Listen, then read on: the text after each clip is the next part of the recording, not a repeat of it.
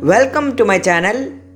In this video, we will learn about the portrait of a lady by Khushwant Singh. About the author. Khushwant Singh was an Indian author, lawyer, diplomat, journalist and a politician. His experience in the 1947 partition of India inspired him to write Train to Pakistan in 1956, which became his most well-known novel. The story is written in first person and is in a biographical mode. It is a perception of Khushwant Singh of his grandmother through his own eyes. The story shows the special bond and connection between the boy and his grandmother and the changes that happen in their relationship as time passes by. Summary. Khushwant Singh recalls his grandmother as short, fat and slightly bent. Her silver hair was scattered untidily on her wrinkled face.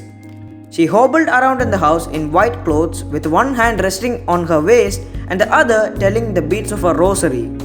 Khushwant Singh remembers her as not very pretty but always beautiful. He compares her serene face to that of a winter landscape. During their long stay in the village, grandmother woke him up in the morning, plastered his wooden slate, prepared his breakfast and escorted him to school. While he studied alphabets, she read the scriptures in the temple attached to the school. On their way back home, she fed stale chapatis to stray dogs. The turning point in their relationship came when they went to live in the city. Now, the author went to city school in a motor bus and studied English, law of gravity, Archimedes' principle and many more things which she could not understand at all. Grandmother could no longer accompany him to school nor help him in studies. She was upset that there was no teaching of God and scriptures at the city school. Instead, he was given music lessons which, according to her, was not meant for gentlefolk. But she said nothing. When Khushwant Singh went to the university, he was given a separate room. The common link of their friendship was snapped. Grandmother rarely talked to anyone now.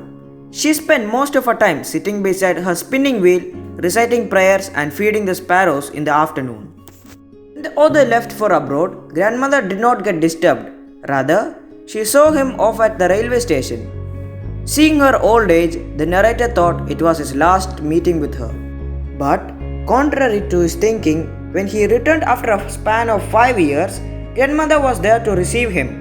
She celebrated the occasion by singing songs of the homecoming of warriors on an old dilapidated drum, along with the ladies of the neighborhood. Next morning, she got ill. Although the doctor said it was a mild fever and would go away soon, she could foresee that her end was near. She did not want to waste any time talking to anyone. She lay peacefully in her bed, praying and telling the beads till her lips stopped moving and the rosary fell from her lifeless fingers. To mourn her death, thousands of sparrows flew in and sat scattered around her body. There was no chirruping, and when Khushwant Singh's mother threw breadcrumbs to the sparrows, they took no notice of the bread. They flew away quietly when the dead body of the grandmother was carried away for last rites. Question and answers. Mention the three phases of the author's relationship with his grandmother before he left the country to study abroad. Answer. The first phase was the period of the author's early childhood. During this phase, he used to live with his grandmother in the village. Both shared a good friendship with each other. The second phase was when the author and the grandmother moved to the city to live with the author's parents. This was a turning point in their friendship because now they saw less of each other. The third phase was the time the author joined university. He was given a room of his own and the common link of their friendship was snapped. Mention 3 reasons why the author's grandmother was disturbed when he started to go to the city school. Answer. The author's grandmother was unhappy after knowing that the things taught to him at school were related to Western science and learning. Second, she did not believe such things that were taught at his new school. She was disturbed that there was no teaching about God and scriptures. Third, she was unhappy with the idea of music lessons being given at school. She considered music suitable only for those people with low dignity. The disapproval of the grandmother was visible in her silence. Mention the way in which the sparrows expressed their sorrow when the author's grandmother died. Answer: the author's grandmother shared a unique bond with the sparrows. She seemed at her happiest self while feeding the sparrows. The day the author's grandmother died, thousands of sparrows sat scattered around her body.